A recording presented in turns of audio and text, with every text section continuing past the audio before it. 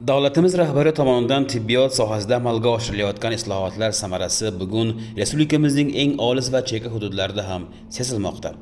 Aholi salomatligini saqlash, ayniqsa bolalar va onalar sog'lig'ini mustahkamlashdagi sa'y-harakatlar zamirida inson manfaatlari mujassam. O'tgan 2020-yil So'x tumanining tibbiyot sohasida katta o'zgarishlar amalga oshirildi.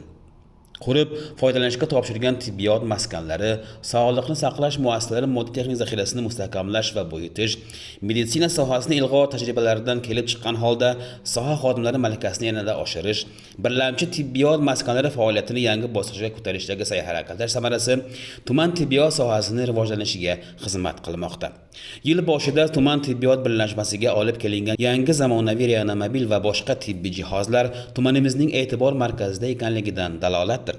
Kuni kecha So'x tuman tibbiyot birlashmasi moddiy texnik bazasini yanada mustahkamlash maqsadida olib kelingan yangi zamonaviy asbob dastgohlar boshlangan ezgu amallarning mantiqiy davomi sifatida e'tirof etsak, aslo mubolag'a qilmagan bo'lamiz.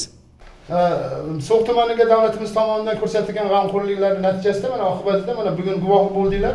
Tumanimiz markaziy shifoxonasiga bir nechta apparaturalar yetib keldi. Mana demak bundan nima foyda ko'ramiz biz? Biz asosan xalqimizni erta tashxis qo'yish, davolashga qo'shimcha yordam. Albatta zamonaviy tibbiyotda hozirgi apparaturalarni yordam bilan qilib berishi bizga nihoyatda doktorlarga ko'maklashadi.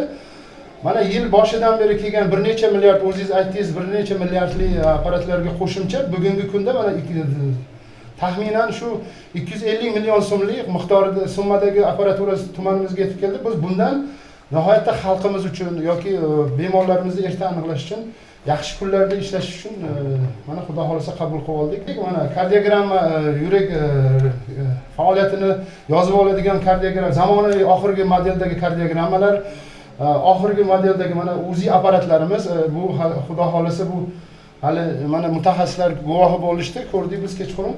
Hech qanday nuqsonsiz mana yetib keldi. Xudo xolasa buni bemorlarimizni tashxislashda ishlashga harakat qilamiz. Qiymati salkam 250 million so'm bo'lgan bu zamonaviy tibbiyot dastgohlari chekka hududlardagi qishloq oilaviy poliklinikalarga o'rnatib beriladi. Bu ham aholi salomatligini mustahkamlash va chekka hududlardagi fuqarolar og'irini yengil qilishga qaratilgan sa'y-harakatlar hosilasidir.